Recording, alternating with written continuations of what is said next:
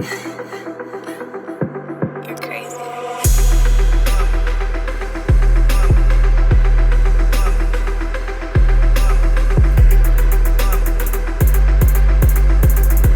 What's going on, everybody? Welcome back to another episode of the Viall Files Ask Nick edition. I'm Nick, joined by the team, the crew, I thought you were going to use an adjective. I wanted to, I feel like we need a name for the three of you.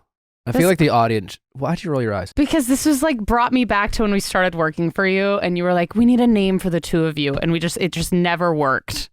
No, we didn't put the effort in. I feel like we tried. Well, apparently not hard enough. Okay. Well, I think we Do you were... know that, did you know that the best sign or the worst sign, I don't know how you want to call it, of a relationship maybe not working out is rolling your eyes at one another? Wow, no wonder I'm single. Yeah. Anyway, despite Allie's contempt and disgust for this idea, we're open to suggestions of what we could call the three of you. I ran into a TikTok. Someone tagged me. I your TikTok. I ran into it. He was walking down the For street. You He was page. at Gelson's. But this Hacky Your HR, Hack Your HR. Well, first, this Chelsea Shack Because I have to know. Posted Someone this. who's been single most of my life. Are you guys really finding the one, or are we just picking one and going with it, she says. And this is a Chelsea _Shack, just to give her some credit. And talked about being a picker dater and suggested, it was almost like, it came across as are we just picking people, whatever. And she almost kind of said it as maybe it's a negative. I don't know. Hack Your HR was the name of her TikTok. I'm obsessed with my husband. He is obsessed with me. We both used to be obsessed with other people. And while we're not still obsessed with those other people, there's something really beautiful about being with someone that we have a Hollywood marriage, like a movie, I feel like I hit the lottery with him. Both of us used to be in relationships. Both of them were 5 years. We felt like that other person was the one, the love of our life, all the things. And ironically, my husband and I both didn't move forward in those other relationships because love isn't enough.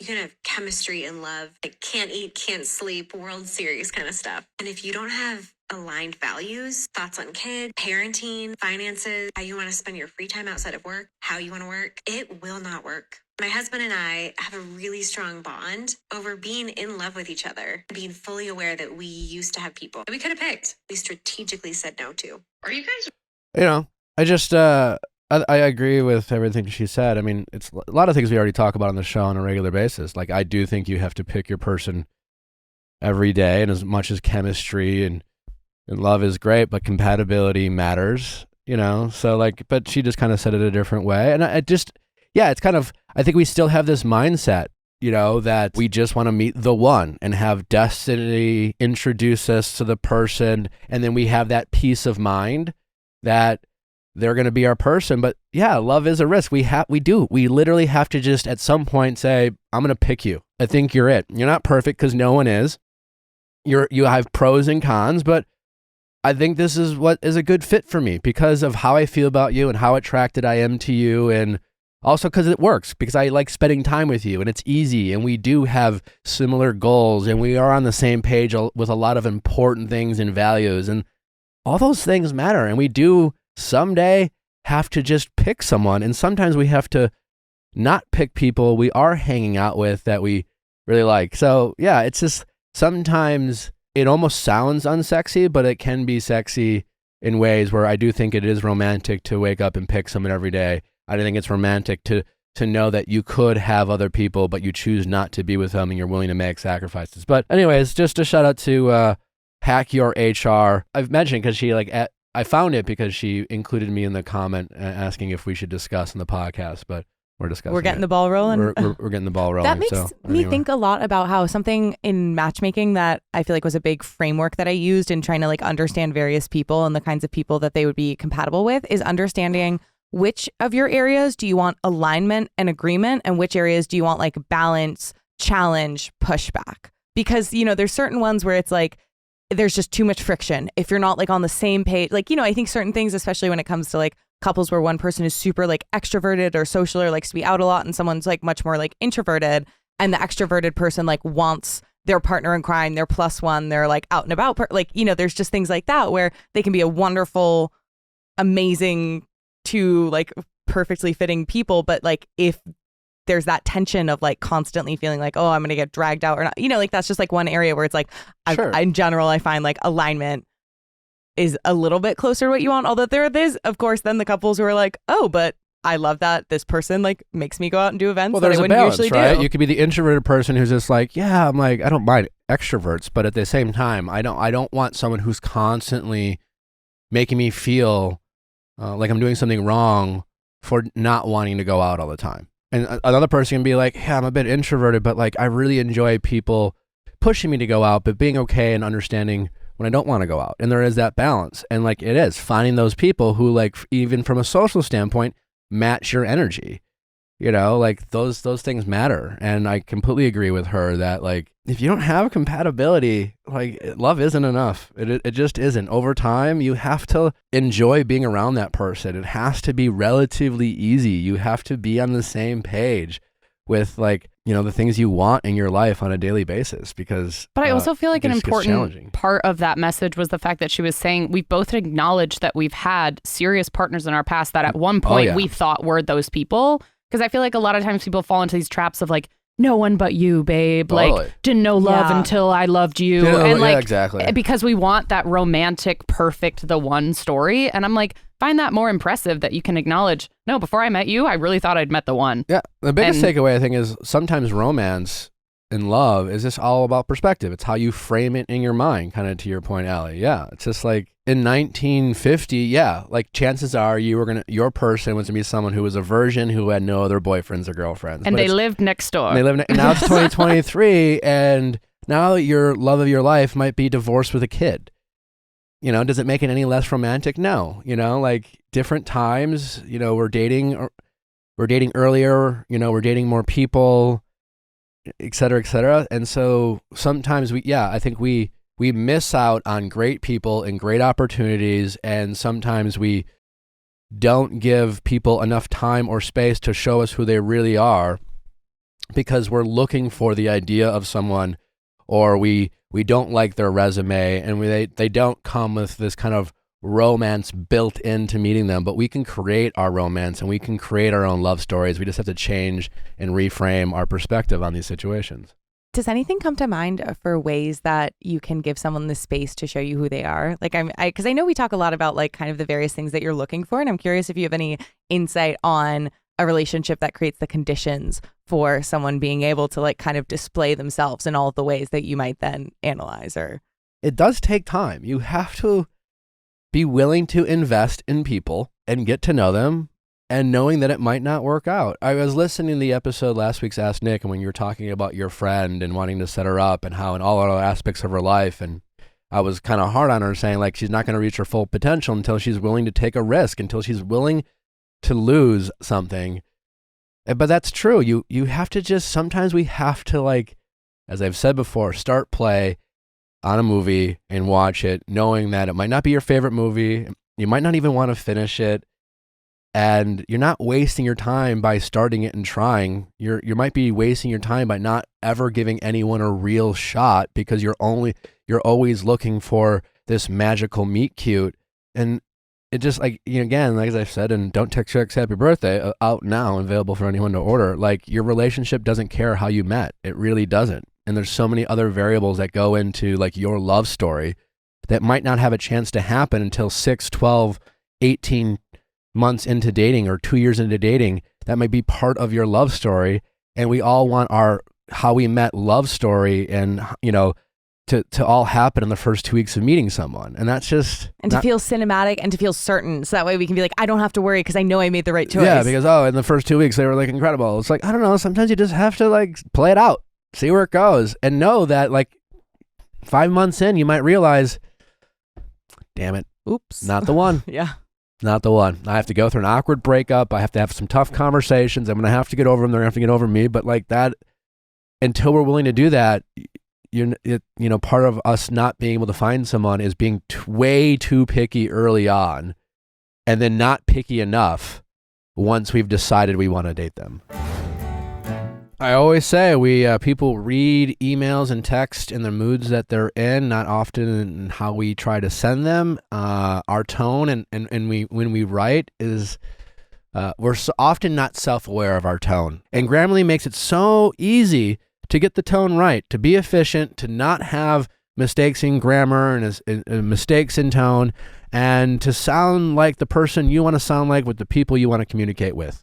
The cool thing about Grammarly is because it will like suggest things and you'll be like, wait, yes, this is exactly what I mean. I don't need the just or the I think or the whatever else. I run into the issue sometimes. I think trying to sound super polite and then coming off as a little bit more like wishy-washy or meek or like, not confident. And the nice thing about Grammarly is that it like provides these suggestions, and I was going to be like, and I think, but I've noticed in everyday life that sometimes even just talking, I integrate the things for Grammarly just because it's a really powerful way of just like having someone reflect back to you what you're saying, the areas where you could be making yourself sound even more like confident. It's amazing how Grammarly has not only made us more efficient, but has impacted the way we communicate with people, and you can benefit from Grammarly too. Grammarly Premium's tone suggestion takes your writing to the next level, keeping you professional as you balance being direct and friendly while finding solutions with your team. Plus, Grammarly has a ton of other great features: advanced spelling, grammar, punctuation, conciseness suggestions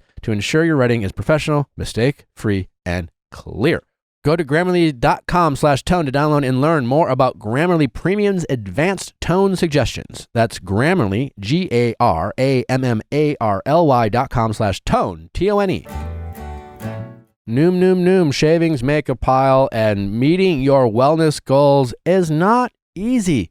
Whatever your wellness goals are, maybe it's increasing muscle mass, maybe it's just having more energy, maybe it's sleeping better, maybe it's losing weight, maybe it's gaining weight. Well, Noom is helping people meet those goals with a cognitive behavioral approach to your diet. With their psychology-based approach, Noom empowers you to build more sustainable habits and behaviors. The program helps you understand the science behind your eating choices and why you have the cravings that you do.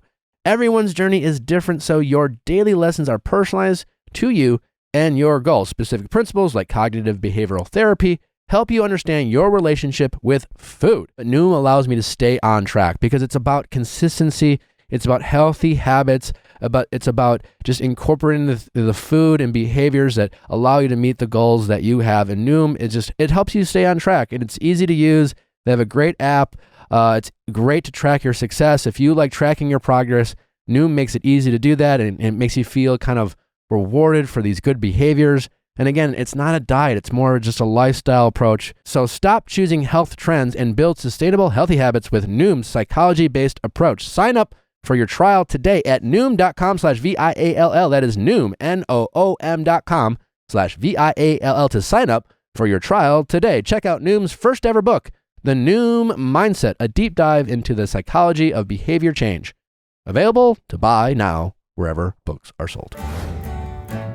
When we think about like the stories that we are comparing love to, with Viall Files Plus launching March 10th, incredibly exciting. One of the things that you get is Nick's commentary on iconic films like The Notebook, like 10 Things I Hate About You. And so I think it's like an added value of like, we kind of talk about like these vague notions of like the love stories we compare ourselves to. And I think like these specific like breakdown episodes are a really good job of kind of like integrating like, what does it look like when we apply this kind of like pragmatism, realism, like honest discussion about relationships to these like things that we culturally uphold as like the pinnacle of love stories. Yeah, the Notebook recap is one of my favorite episodes I ever recorded. We'll do more of those other, infamous movies. All your Better Date Than Never episodes we've ever dropped. If you aren't available to watch and listen at 9 p.m. Eastern every Thursday, and you are missing out, you really are missing out on Better Date Than Never. It's a wild and wacky show, and people are getting to know us in ways they don't get to know us in the Viall Files.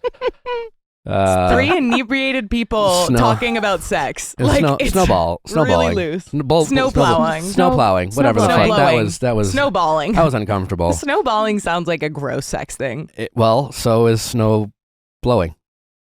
Or if you're me, It's a lovely thing to do in the wintertime when you need to get your car out of the driveway. And if you want to hear a great misunderstanding surrounding that is on one of our Better Date Than Never episodes. Most recently, it's about the logistics of sex. But even if you were watching live, like you weren't taking notes. And if you were, put that pen away and listen and have fun. And so if you ever just want to like refer back to epic discoveries, lots of giggles, the tips, the tricks that we get from all the other people. Better Date Than Never is something that we will be offering for you to consume at your will on Viall Files Plus. Plus more updates. We're getting more and more updates behind Viall Files Plus. We're still doing the once a month on the Viall Files. Nothing you're getting now on the Viall Files is going to change. It's just we're not taking anything. We're not taking anything away, but you're just offering you more. So if you want to get more and more updates from all of our callers, that will be available to you behind Viall Files Plus. Plus, every week we'll be doing our end of the week, what we didn't get to talk about pop culture-wise on our show, just a roundtable fast discussion of some of your hot, most trending pop culture topics that we just don't get to tackle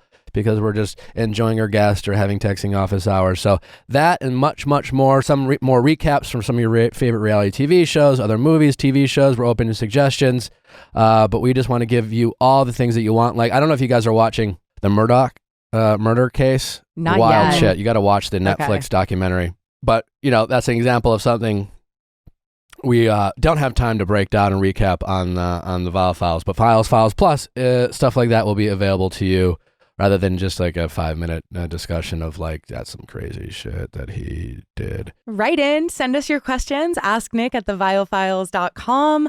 Please send an attention-grabbing subject line. Give us a little taste of what we might expect from that. Ooh. Also, just remember, it's anonymous. All your mediations, if you enter a situationship, you want to come on together. If you're struggling with friendship drama, the friendship drama people love. So if you're having a hard time getting along with someone, a parent, money problems, we want to hear your stories, and we're here to help.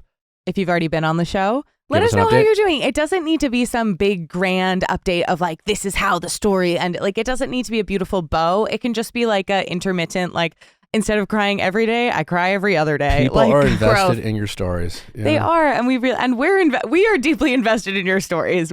I really care about how you're doing. Please send an email. Respond to the ones I send you. Better Date Than Never is going to be this Thursday. Last week we spoke all about the kinks. This week, another flamin' spicy topic that you'll just have to figure out on our socials by checking those out. Oh, okay.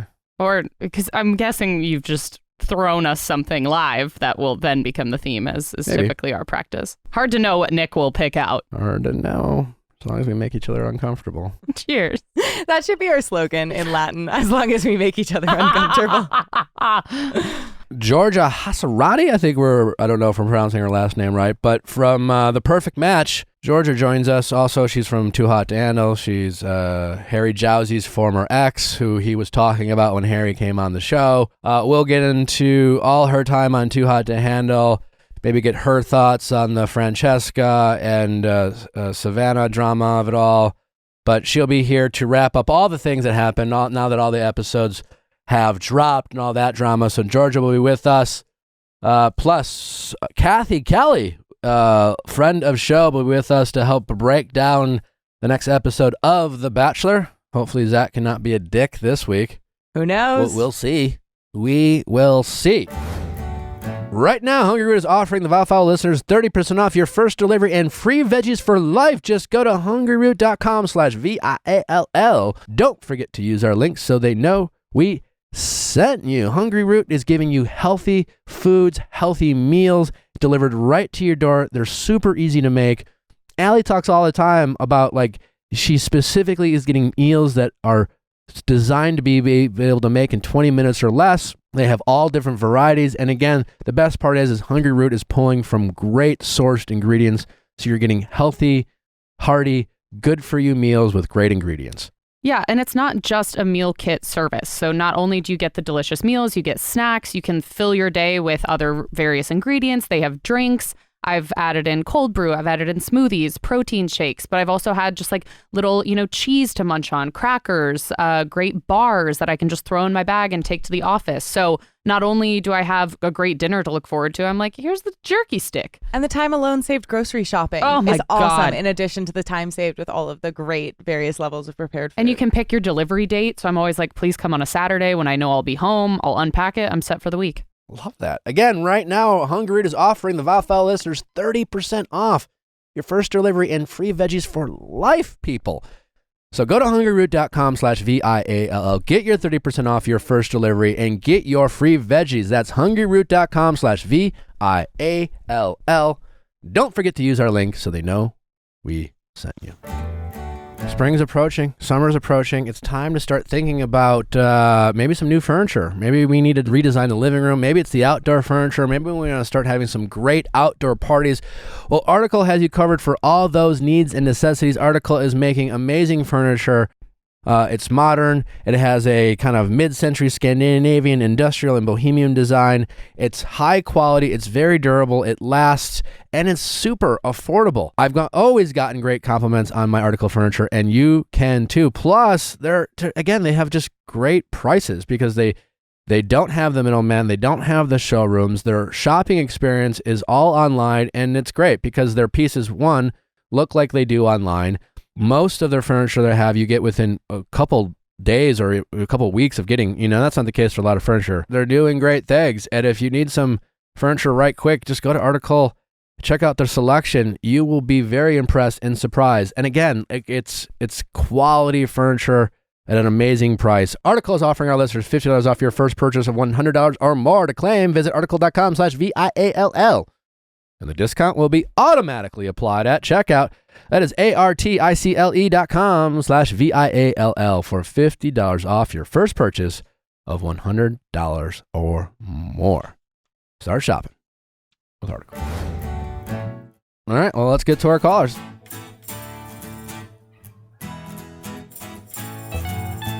Question time with Nick. Let's ask Nick your sexy questions. How's it going? Hi, Nick. I'm Noelle, and I'm 35. How can we help? I'm wondering if I should reach out to my abusive ex-husband's new fiancé to reveal his trail of trauma, or sit back and watch the shit show unfold with my popcorn. Okay. Well, I feel very strongly that you shouldn't watch it go down. If you choose not to be a part of it, I would maybe suggest that you find a way to stop being emotionally invested in your ex. Understood. You sound like a disappointed child. Well, you're coming out hot. Yeah. You're like, No. I know. Well, I mean, that's the main takeaway. I think that's the most important thing for you. If, you're calling in, so I want to take care of you. And more than anything, that I can assure you that's what's best for you. I definitely, it's the type of relationship where had I had the option, I would have blocked for my own sake, not necessarily for a reaction or anything like that, just for my own mental health. We have a 5-year-old. And so I am consistently being relayed information from my 5-year-old. I'm seeing how it affects my 5-year-old. Since we split 4 years ago, he's had literally dozens of relationships. All of them have been involved in my son's life. Oftentimes without him telling me that this relationship, he is in my ex-husband, telling me that the relationship exists. And then I find out later or on social media from friends that my 5-year-old is hanging out with another woman a week after hanging out with a different woman. And they're all being, like I said, playing house right away. So my son is getting invested in the relationship with this woman. A lot of them have kids. So my son's getting invested in the relationship with these other kids that are being brought into his life just for that to change, not that That's tough. long after. And none of them have gotten to the point of engagement. They've been together. He and his new fiance have been together they were in a long distance relationship for 3 months before he moved in with her. And it was just a month later that they got engaged. And so What do you call these women to your son? Dad's girlfriend, usually. I mean, I typically don't. What does I girlfriend typically don't mean to refer him? to them. He'll tell me about them as dad's girlfriend. Does he understand what a girlfriend is? I don't know. I actually heard him talking at his preschool today. I went and did table time for Valentine's Day and heard him telling his teacher about his dad's girlfriend. And I'm in a relationship now. I've been in a relationship with my boyfriend for 2 years. And so he knows that that's my boyfriend. I don't think he understands, the full extent of the relationships. It's hard. Yeah. I mean, that'd be a good question for me to ask him. Yeah, I don't know. I think this is a great question for like a therapist because I don't. But as a non-expert in this department, I just wonder if that's something you care more about than is actually affecting your son. Because it's like, what does he know? And I don't know. Like, I don't know what your ex has told him. I don't know what you've told him. I don't know if he understands like it's his dad's friend, like right. I'm sure your kid has met a lot of your friends. Like he doesn't know what intimacy or sex or things like that. It's like, what's the fucking difference to your 5-year-old type of thing? What it is, and and you're worried is your kid going to be all like confused, but like it sounds to me like what your ex's actions, if nothing else, have shown your son not to get all that too attached to any of these people he brings in their life. I don't know if a 5-year-old is like able to comprehend that, but on some level, like he's seen women come and go. Yeah. And I don't know what you've asked him about that, but like, has your son ever been distraught over any of these women leaving? So there you go. Like one less thing for you to worry about, Yeah. Because I would understand. It's just like, oh, he's building whether I want him to build a bond with these women, he is, and then he gets sad when they leave their lives, but that doesn't seem like it's going on. So I don't know if you have to necessarily worry about that. As far as, are you all that worried about his new fiance? Like, what's your actual concern level for her well-being? Is he physically abusive? Abusive? Is he emotionally abusive? Is it both? But not physical, as in, well, at least with me, he would get physical with items, not with me. So throwing stuff, slamming things, that type of thing. It was never physically abusive. To me, the emotional and the emotional trauma was definitely something that took me, still takes me. Did you guys ever discuss that? Do you ever accuse him of this type of behavior? I know you also mentioned financially abusive, so I don't know if that was something that you guys talked about. Yep, financially abusive. I was the primary breadwinner. He actually he job hopped a lot, and actually probably the biggest lie of our entire relationship was, it was everything from, oh gosh, cheating on me emotionally. He threatened to take my engagement ring back the day after he gave it to me. And then at one point during our engagement, he lied about having a job for what I found out later was months. So, and I was working from home at the time. Sounds to me like your ex is really insecure with himself, and he doesn't like feeling small or powerless. And when he does, he takes it out on the people he claims to care about. I don't know if he cares about anybody, to say that bluntly, but anybody above himself. Fair enough. Above himself, I should say. Yeah, anyone in his life or his, sure. Yeah. I don't think she's going to listen to you. There's that. Right. Well, I was thinking about like on The Bachelor. It never works out well for the girl who tattles on. Yeah, and you're also his ex-wife, so he's going to be like, right, consider right. the source and blah, blah, blah, right, blah, blah. I'm definitely going to come across as the crazy ex-wife. And to be completely honest, when I was dating him, his girlfriend from before me reached out and tried to do the same thing. Well, so the other argument is, yeah, she's not going to believe you now, but at least you will give her something to look out for. And when it does happen, she will remember what you told her and maybe be a little less inclined to make excuses for him. So there's that. And like what does your body tell you? What does your heart tell you is the right thing to do? If you could try to take out as much as you can your frustration and your personal vendetta, you know, and I'm not trying to make it seem like you don't deserve to have one, but like, or just the frustration with your son. And I can only imagine just the emotional, just fucking drives you fucking nuts. And like, it's revenge is a natural feeling, but if you could try to take that all away, what does your body and your heart tell you is the right thing to do? And how much of it are you doing it for her? Like, what's the answer?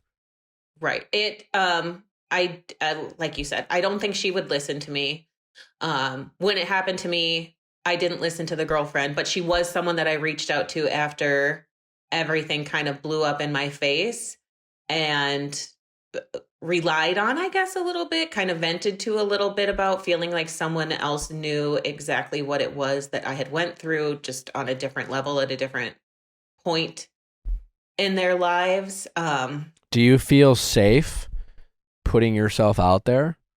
Yeah. You're not worried about him. I don't care what he thinks about me. It's not what he thinks. I just want to make sure that you're protecting yourself and your well-being and your son. Right. I don't know this man. I don't know how dangerous he is. Right.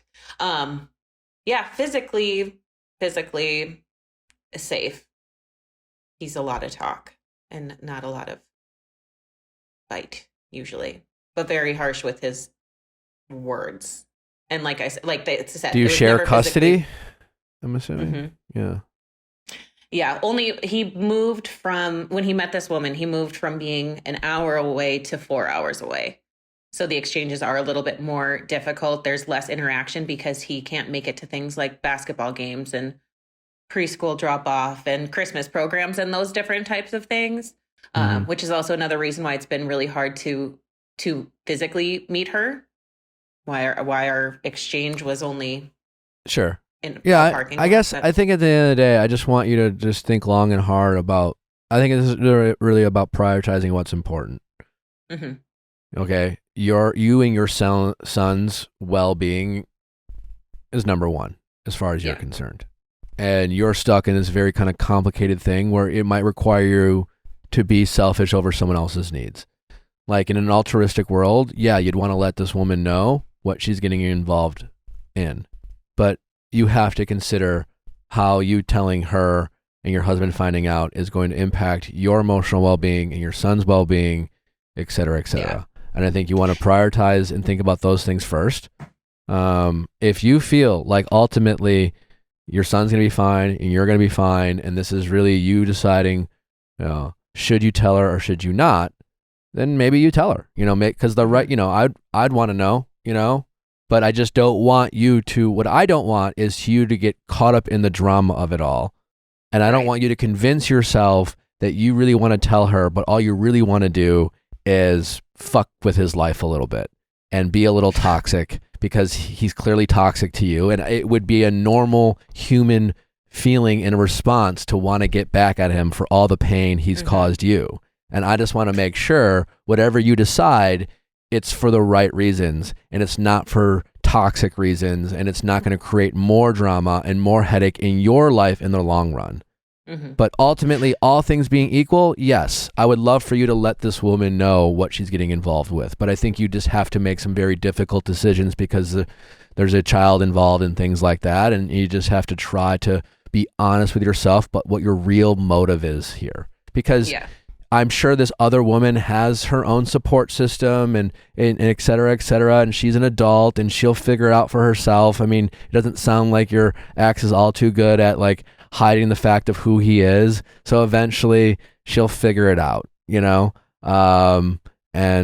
I don't wish that on her or anything like that, but this is not the same as like hiding a secret from your friend or things like that. So there are other more vulnerable people involved in this, like your son, who you are his support system, and his other support system and his dad is part of the problem. So I would just be very careful about how this impacts your son, and let this other woman, bank on the fact that she has people looking out for her as well, and you don't necessarily need to. But all that aside, if you can be honest with yourself about not why you're doing this, if you can ensure that your son's well-being is secure and safe and yours is as well, if you can tell her.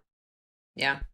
It's, Yeah, it's definitely a little bit of the fuck with him, if I am you're being being- completely honest. I think that's an important thing to acknowledge. And I understand why, but I think we have an answer. But you know that part of your decision is to fuck with him. And I think until you can truly be done with him emotionally, and I'm not saying you have any like weird fucked up feelings for him or anything like that. Like he caused you pain, and like you want to fuck him up. I get it. You know, but it's not doing you any good, and it's not doing your relationship any good, and it's not doing your son any good. And until you can really be honest with yourself that it's really about letting this person know and has nothing to do with fucking up his world, I think you should just back off and focus on your son and focus on your relationship and try to manage your relationship with your ex-husband as much as you can, where it's just trying to figure out how to Keep the peace. Keep the peace, you know, and know as little as possible about his life. This is the type of like guy who's probably childlike in his behavior and kind of comes across as if he just doesn't get how his actions and his words affect other people. And that's really frustrating for people because like when we're hurt by people, we want people to like fucking understand how they hurt us. We want them to get like, do you realize like, how could you at least know that you fucked me up? Can you at least pretend to give a shit? You know what I'm saying? And it sounds like your ex-husband is really good at acting like he doesn't know better. And so he's leaving this trail of all these women who just want him to fucking pay because he's so goddamn aloof and inconsiderate to his trail of destruction. But all that is getting you more invested and more committed. And like, trust me when I say like he will get his, and he's getting his right now. He's probably fucking miserable. And instead of ensuring that he pays for it, just trust that this universe will take care of it. Your husband's not a happy person, you know? And the reason he does these types of things is because he doesn't love himself. He's not happy with himself. He's small. He knows it too, which is why he acts out the way he does. And just get some satisfaction in that. He's not happy. And the more you focus on him, the less happier you're allowing him to make you. So go be happy. Go enjoy your son. Go enjoy your boyfriend.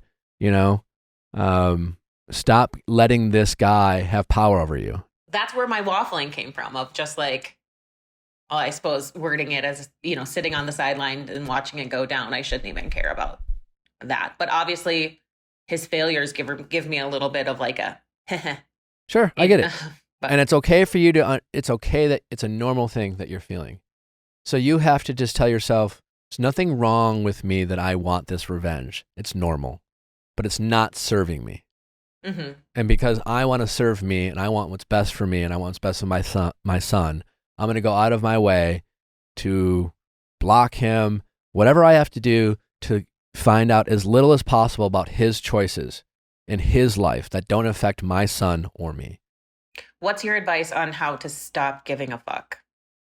Well, I would start policing your thoughts. I would, whatever you're doing on social media, whatever questions you're asking, all these little things, you being nosy or whatever it is, maybe you're asking your son things that, you know, how was time at daddy's house? And why do you really want to know that question? You know, I don't know, but you really have to be honest with yourself. Why do I want to know this? You shouldn't be asking why or follow-up questions about him, you know, bare minimum shit. If it's not related to your son, you don't need to know. You're right. Go make yourself happy because you deserve it. And it seems like you have a lot of great things going for yourself despite what you've gone through. And that's an amazing thing because it's hard to set yourself up for success, and it's hard to recover from terrible situations. And you sounds like you've done a pretty darn good job of that. So good for you. Thank you. Go. It's Valentine's Day. Go hard. Go send your boyfriend a nude or something. You know. That was like, that's kind of the What? gist of the card I just picked up for him at Walgreens. There you go. But Okay, Walgreens. have some fun. You know, like that's where your energy should be going today. Yeah, he does an amazing job of putting up with me. But even to him, I need to stop venting because I don't want him to know that I have any emotional You know what you should do today? Maybe not today or at some point. Sit him down and apologize. Hey. Yeah. You deserve better than me constantly bringing up my past and my ex. And I know, like, I certainly have my reasons, but I just want you to know I want to work on it because it doesn't serve me. It doesn't serve us. And I appreciate your grace and I appreciate your patience because, like, God knows I'll probably fuck up again, but I just want you to know that I don't want this in our relationship and I'm sorry and thank you. I bet that would go a long way with him. Because I really don't. Yeah. Want that to be the perception. So you have changed my perception on. You've influenced my perception on that investment. I think I have been more invested in his life just because I want to watch it go to shit, but I don't even need to. You don't. I promise you, it will. You just have to trust that you're not going to know it, and just trust that his life already is shit. Like what? I don't want his life. Ugh. Yuck. All right. I really appreciate it. All right. Take care. Thank you guys. Have a good day. Bye-bye. Wow. That was a really significant call. I feel like that's something people think about all the time in leaving like these shitty relationships and seeing somebody else who's like now dating their ex. And I'm curious, like for anybody listening to this, if you comment, if you're on YouTube or DM us, have you ever reached out to an ex's current partner to warn them about behavior of your ex? If so, what were the considerations you took into account? If you haven't done it, but have strong opinions about when it's appropriate, when it's not, if you have, what was the outcome? Did you regret that decision? Did it feel right after you said it? Did you immediately realize you did it for the wrong reasons? Yada, yada, yada. We'd love to know. Fascinating stuff. How's it going? Good, thanks. How are you? Good. What's your name? Good. My name is Gabby, and I am 24 years old. How can we help, Gabby? I am just looking for advice because I am still crying over my ex of 10 months, pretty much on the daily, and I'd rather, not do that anymore. Okay. All right. Well, I'm sorry. Thank you. First off. Tell me about it. So we're in a pretty serious relationship for a little over 4 years, and it ended last April. How did it end? Basically, he just ended up saying that he wasn't feeling the same anymore, and he just thought it would be best to out of nowhere. Pretty much out of nowhere. You were blissfully happy when he broke up with you. I would say there wasn't a care in your world. All you thought was just how magical he was. You had no complaints. It was just truly a dream come true. And then one day you woke up and he was like, just kidding. So is that how it went? Not really. Okay. No, right. You're right. You have a point. All right. Okay. We're going to really. Yeah. We're going to really work through this here. Great. Why are you sad? Why are you crying? What are you feeling when you cry?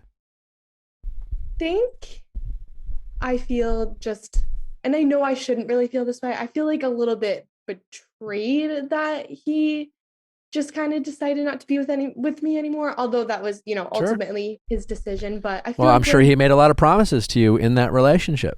Exactly. I think that's probably like the worst of it. So when you really think about it and think back on it, you're like, oh, well, he said this and said this, and people have the right to change their minds, but it's still disappointing to say the least. Totally disappointed, valid to be disappointed, but they do have that right. And that is love in a sense, this kind of life and path that we're on and our journey to find,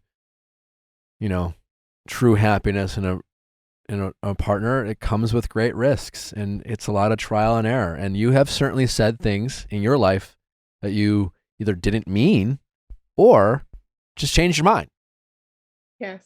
And I'm sure when you said that, you had the best intentions or you even felt bad and things like that. But, yeah.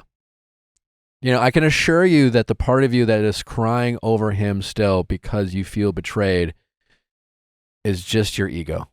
That's all it is. It is not what could have, should have been. It has really nothing to do with him anymore. You have not policed your ego to the point or even acknowledged your ego And you have allowed your ego to keep waking up every day to tell you that you're a loser or you should have known better and you suck and things like that. And you're just taking it on the chin for whatever reason. On some level, like you're punishing yourself maybe for believing him in the moment in which he said these things. But what if we just accepted the fact that how old are you now again? Remind me. I'm 24. 24. Okay. Yeah. Pretty young. Yes. You know, I mean, not like you're an adult woman, but like you still have hopefully a lot of life left, you know? How long? And then you dated for 4 years? You met when you were 20. You were 20. And think about when you were 20 and think about where you are now. Things change, right? And you seem to want to forget that as it relates to yourself. I can assure you that you're not crying over him anymore. Mm-hmm. Do you even remember what it was like to date him? I don't know, on some level? On some level, but yeah, like yesterday when you cried. Like, what were you thinking about? You were just feeling sorry for yourself. You weren't missing him. It's more of an ego thing than anything anymore. And now, I don't know if you've read my book. There's a chapter called "Missing Them Doesn't Make Them Special." I think you should. You haven't read the book. Read the book. I picked it up. I do have it. I have not started reading it, but I do. I would think maybe since you're crying every day, but I got your book up 2 months ago. I maybe page through it. Yeah. Try. I would read chapter 1 first. Skip to chapter 10. Chapter 10's getting over them. Okay. Might help. Yeah. Just thought. Just because I feel like I have done everything else under the sun to like move on from it. Like I go to the gym every day. I've like lost a lot of weight. I'm going back to school. I've gone to therapy. I'm dating. And so there's still that like little something that I'm like, I feel you're still feeling sorry for yourself. Yeah, that's true. And I know the feeling. I do. I've been hurt a lot by people I love, and I remember when I was younger, the first amount of grief I ever felt was pity for myself. How could this happen? Why did this happen to me? Et cetera, et cetera, et cetera.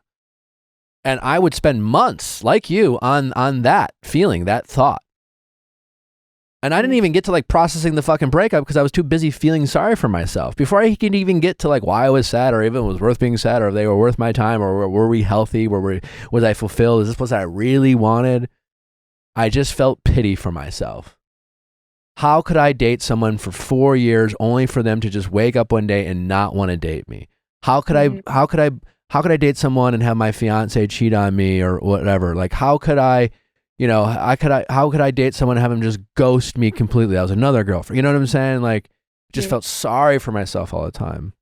And then when I got older and something happened to me and it was horrific and heartbreaking and I was distraught and beside myself, it was a win for me. I wasn't asking those questions. Why did this happen to me? How could this happen to me?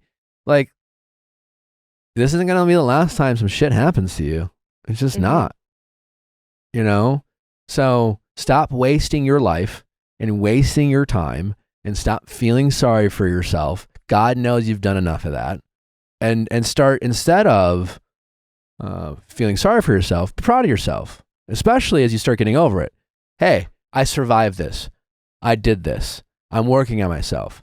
Set some goals and see what you're capable of accomplishing. And instead of feeling sorry for yourself, be proud of what you did and get to a point where I have been, where it's just like, now when I look back on all these times where I felt pain and sadness and felt like defeated and embarrassed and wronged, I laugh, or I feel a sense of pride of how I was able to overcome that. And so I know that I'll get to that place because when I was 19 years old, I thought when I was heartbroken over like a situationship, I was like, oh, I'm never going to get over it. Yeah. Obviously I will. I just feel like I wish it would happen a little bit. Well, because you're not, my guess is you haven't spent a lot of time in the past 10 months looking in the mirror and saying, I'm hurting. This sucks. I don't deserve this, but it happened and I can get over it and I will get over it. And I don't know when, but I know I will. I will definitely get over this. I will survive this. One, because I already know I did. I can remember feeling just as lost and just as confused and just as scared about getting over something in the past that I did. So I know I will. I just don't know when. But what's going to help me get over it faster is not feeling sorry for myself and asking pointless questions like, why did they do this? Or why did I have, feelings can change. And if you want to like think about things, just remember the times where you just maybe didn't check in enough, or maybe you got a little complacent, and not to beat yourself up. But in the future, just remember that like, you don't want to take things for granted. But you guys were young and figuring yourselves out, and, stop acting like you got blindsided by a 50-year-old, or that you had 4 kids, or that you were married. You were a couple of young 20-some-year-old people who were still figuring out life. And in that process, you guys made some promises to each other that felt good in the moment, that didn't pan out to be true, and things didn't work out. And it doesn't make you a loser. Life, it's not like your life's over in a sense. You can still have a great life and a happy life and a productive life, and you can still literally have everything you've ever dreamt for yourself. You just have to like get off your ass and stop feeling sorry for yourself. You are completely right. I need to change that mindset. I literally a couple days ago was doing the whole like, why me, and I need to stop doing that. Yeah, you really got to stop doing that. No more why me. You're not that special. And I say that with love. Truly. No, I appreciate that. Like everyone in this room and, everyone listening, there's literally tens of thousands, hundreds of thousands of people listening to you being like, come on, girl. Like, welcome to the club. Life isn't about like making sure we're never wronged or disrespected. Who gives a shit about that? Life is a journey. There's ups and downs. When you have ups, enjoy it, but recognize that nothing lasts forever. And when you have downs, survive it and recognize that this is an opportunity to strengthen you. And so this is something you can learn from. And this is going to serve you well in the future to help bring positive things. And life is just a bunch of those. It's just, that's what it is. It's just constant highs and lows. And honestly, we love the highs and lows because we feel and it's exciting. And when we get when we're not in the high and low, life's a little fucking boring. And we in our drama brain just starts, fucking shit up because it's a little complacent. Yeah. So you got to get perspective. That's what you're lacking. You're lacking it. You're giving into your ego. You're lacking perspective. You're feeling sorry for yourself. Enough is enough. And get off your ass and start like, what you should be feeling sorry for yourself is how much of a loser you have allowed yourself to feel like, and that should piss you off. Yeah. Because you're not a loser. Right. You're a successful, talented, capable woman who has so much to offer with literally thousands of guys would line up and want to date you if you just give them a fucking chance. But not everyone's going to like you. Some people won't like you. Some people will like you and then change your minds about you. It's fine. I guess thousands of people fucking hate me, Well, you're you've made it pretty far, so I guess you get my point. You know what I'm saying?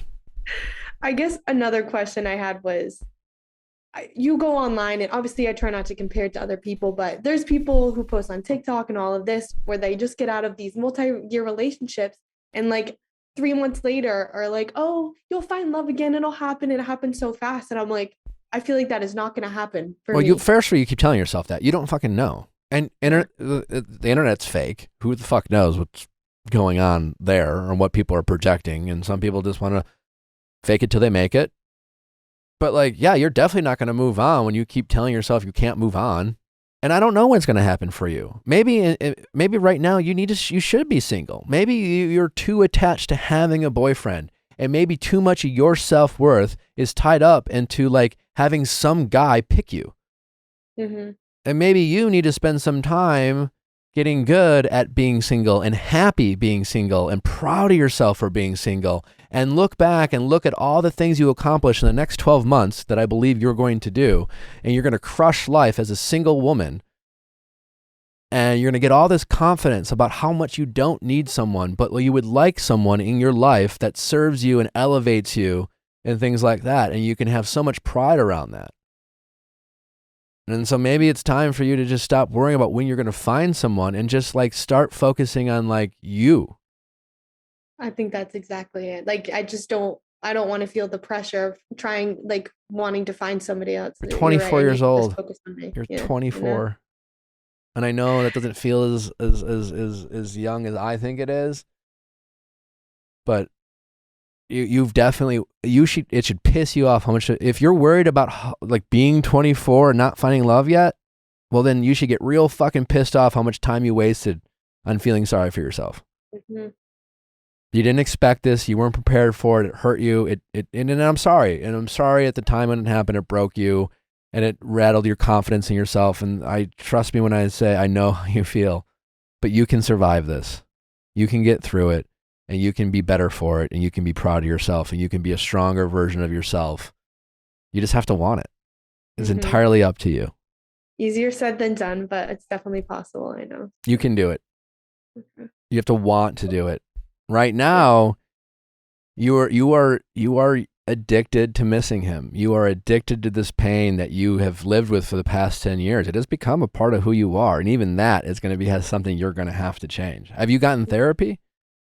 I have. And? I need to dive a little bit deeper into it. I think you should maybe it sounds like maybe you dabbled in therapy, but you haven't stuck with therapy. Correct. Maybe do that. Okay. Yeah. It's your life. You're only 24. Yeah. So do you want your life to be great, or do you want it to, or do you want to look back and realize just how much fucking time of your best years you wasted on him? Because there is a chance you could feel that way. And do you really want to feel that way? No, I absolutely do not. So do something about it. And you have total control over this. You just got to get out of that fucking trap. And so invest in yourself. And if you can't do it on your own, go invest in therapy and stick to it. Yeah, because like I said, I feel like I've done a lot of the other things, but I feel like therapy is going to be one of the things that'll definitely help, because I need an outside, perspective to help me dive through everything else. So, and I think we have this misconception that something that's painful, like, is inherently hard or more worthy, or that like, we're working through this and it's to some end, when it's like, it can be painful, but it's actually sometimes really easy to live in pain. And it sounds like you're incredibly hardworking and like you're ready to show up for yourself and like put in the time. That's a great point. I would do that too. It's just like my ego would make me feel like a loser. Oh, you're a loser. How could you let this happen? How could you got cheated on, you got broken up with, whatever.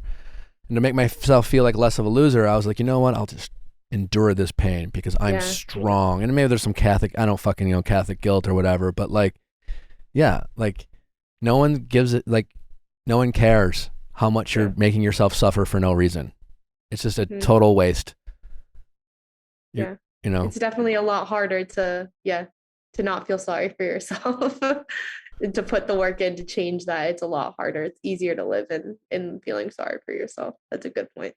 Put a sign on your bathroom mirror. Stop wasting your life.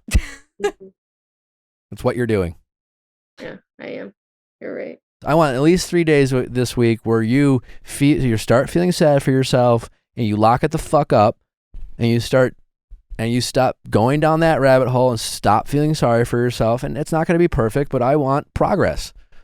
Or I want to hear that you signed up for therapy, or you started reading the book, but start making changes in your life, because all you're doing right now is the same thing over and over and you're expecting a different result. And what do we call that? Insanity. Yep. You're right. All right. Thanks, guys. I appreciate that. All right.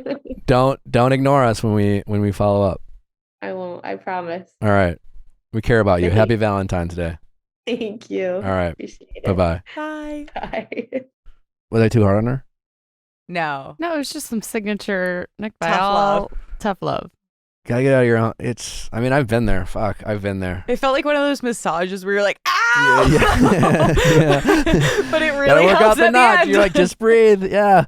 10 months, it's a long time. Yeah. It's just, I don't know. There's not a magic number of how long you should allow yourself to be sad, but it's not 10 months.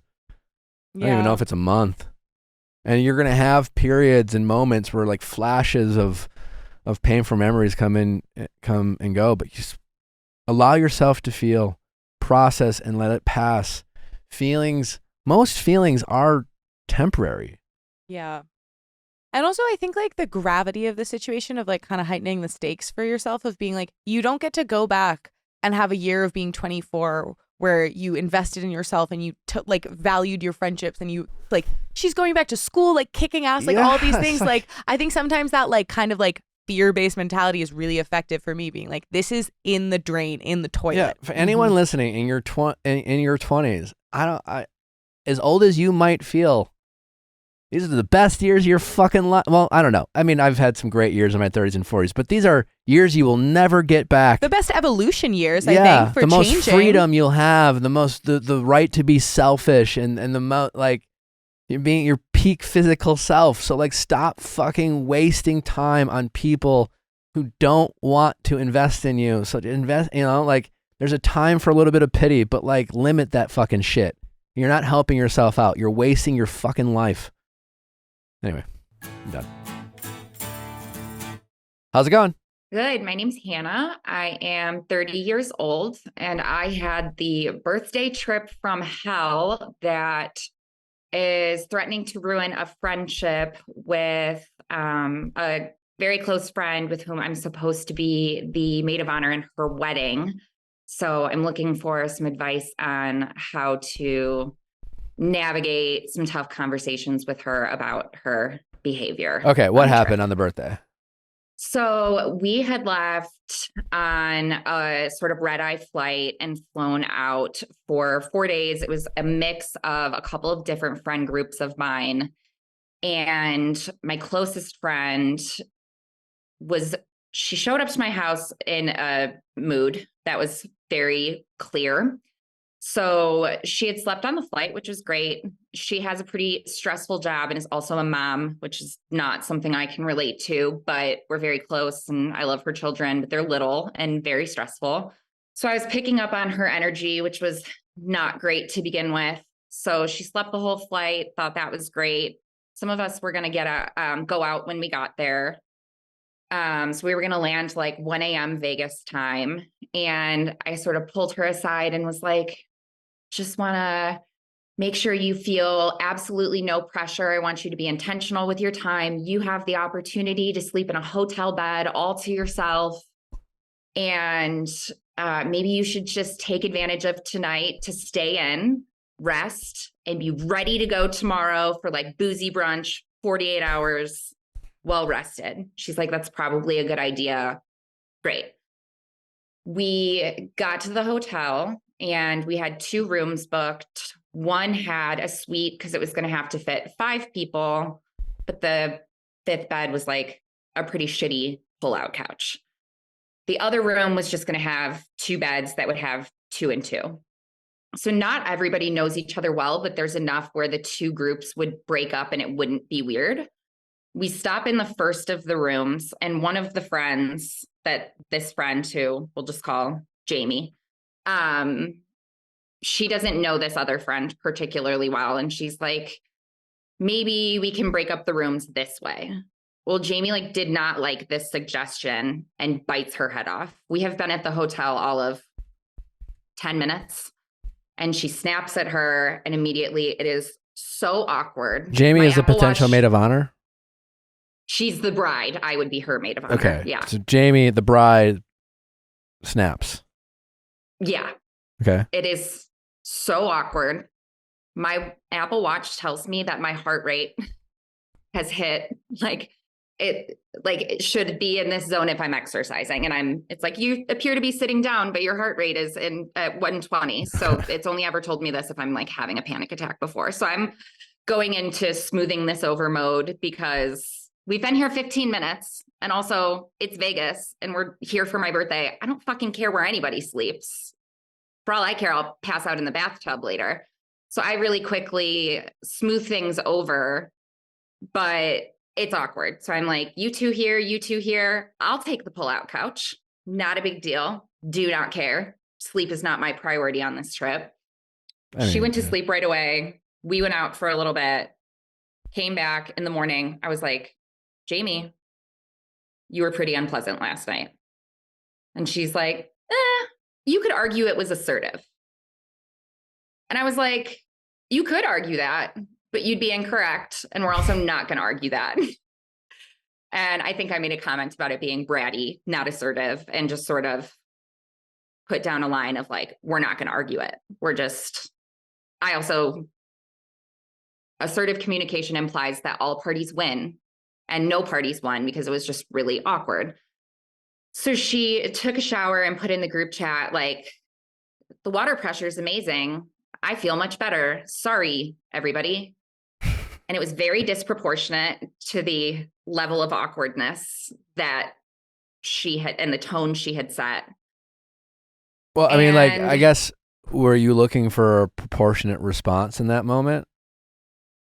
Like, if your goal is to just have fun and enjoy your birthday, like, what would have satisfied you in that moment? I think I would say one of two things. Either one, come out of the gate the next morning, ready to be fun, like really fun. You're going to brunch. You're like going out of your way to sort of incorporate yourself with the other group of friends to be almost like overcompensating for I was not fun yesterday, so I'm going to be fun today, and sort of acknowledging that without acknowledging it, or put it on the table. I was a bitch last night. My bad. I want to move on from that. I shouldn't have caused a problem over sleeping arrangements. I think one of the two. Either don't acknowledge it at all. Definitely would have been ideal for sure. But realistic? I don't know. Yeah, no, listen, you were pissed off. It was your birthday. You had a lot of expectations about your birthday, and your close friend disappointed you. And then once she disappointed you, you just had more expectations of how she could fix disappointing you. And it probably just snowballed from that point on. I don't remember what the next day was. She had she was okay the next day, sort of better energy. She had one more moment where she sort of confronted me and spoke for the other two and was like, you're not talking to any of us. And I said, do not speak for them. That is inaccurate. They can speak for themselves as well. Like, I'm not talking to you. That's correct. Because I don't know what's going on with you. And I said, and I tried to talk to her that morning and was like, what is going on? You randomly start crying yesterday. I texted you and asked what's going on. I don't get this. And she goes, oh, nothing. Everything's fine. I'm not going to make the trip about me.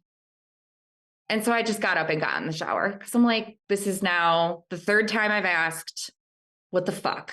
Like, what is the problem here? Well, maybe the problem is how you asked what the fuck. Oh, I thought I asked.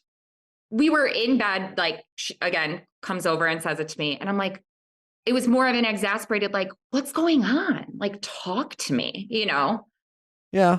I mean, listen, this sounds like friend drama. Yes. It doesn't sound like a fireable offense.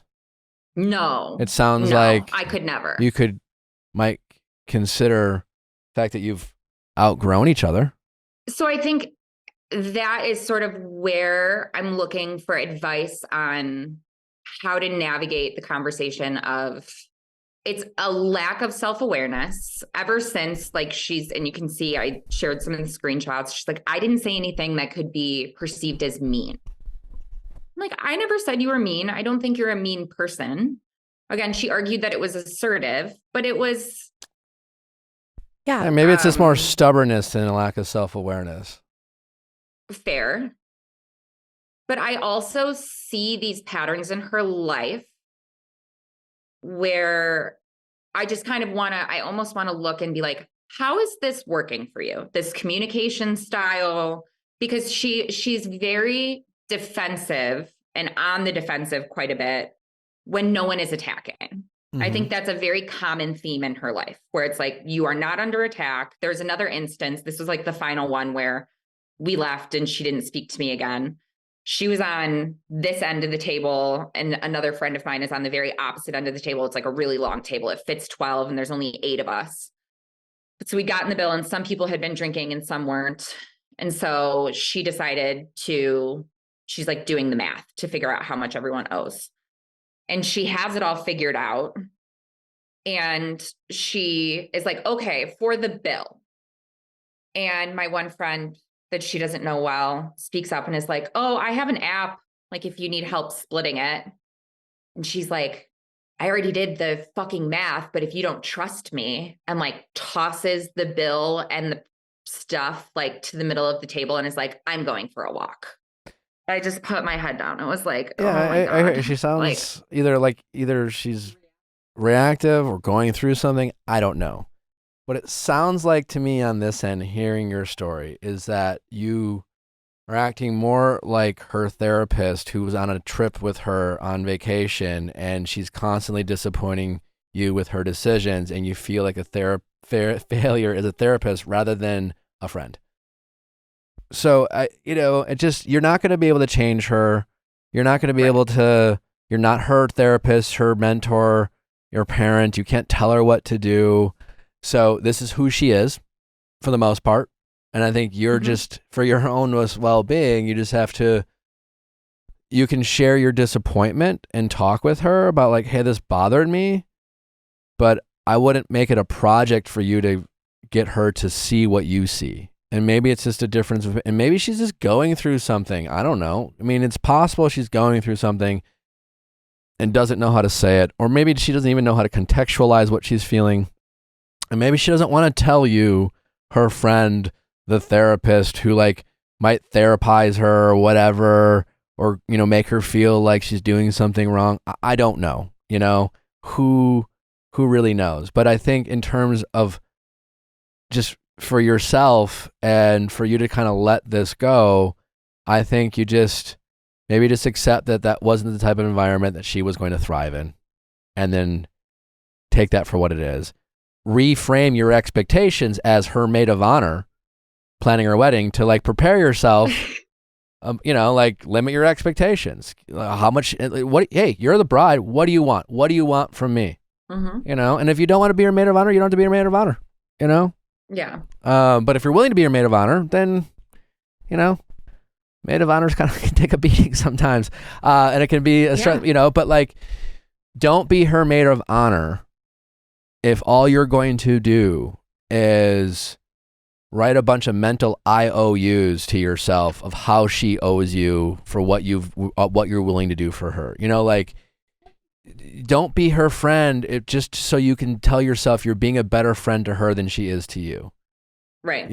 Stuff like that. And we all do stuff like that, because what you really should have done on that weekend, again, I know you sound like you had fun, but once you realize that she just wasn't going to be her best self, you should just been like, this is just not my problem, and I'll reconvene. But like, you wanted her to have fun, and you want, and I get all that, but I think you're wasting a lot of your energy on things that you can't control when it comes to this friend. And I think you are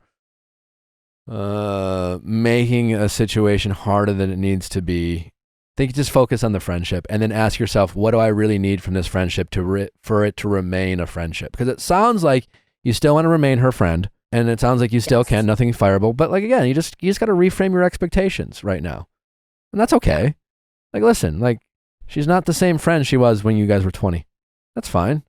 And you're different, and you have different wants and needs, and she's different, and she has different wants and needs, but you're still in each other's lives. And it's and time's going to go by, 5 or 10 years going to go by, and her life will change, and your life will change, and who fucking knows what's going to happen or what your life's going to look like, where you might just be, we've all been like shitty versions of ourselves.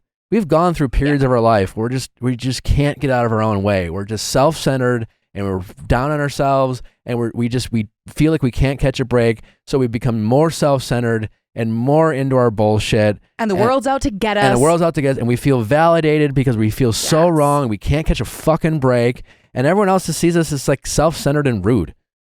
Yeah. And maybe that's what she's going through right now. And maybe she just needs a little bit more empathy and love and patience. And I'm not saying she deserves it, but like, that's what being a friend is for, And I wouldn't like, don't make it your mission, learn how to disconnect from being a friend to her versus like, constantly thinking about it and figuring out what you could say to her and trying to get her to see how you see things. You just might need to support her with love and let her know that you're there for her, and just keep reminding her, listen, if you ever need to talk, just know I'm a phone call away.